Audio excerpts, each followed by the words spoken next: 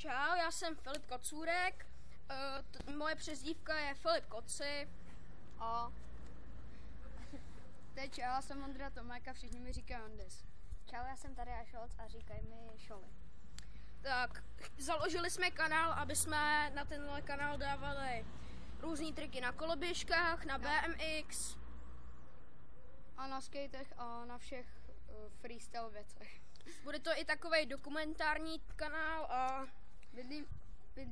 Bydlíme ve Vansdorfu a budeme dokumentovat možná náš skate nebo něco takového. dále bychom možná i začali někdo na minibajku. Já.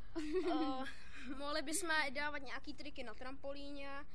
Ještě bychom o tom přemýšleli, ale to už uvidíte v dalším videu. Budou nějaký trampolín edity, koloběžkový edity, BMX edity a mini BMX edity.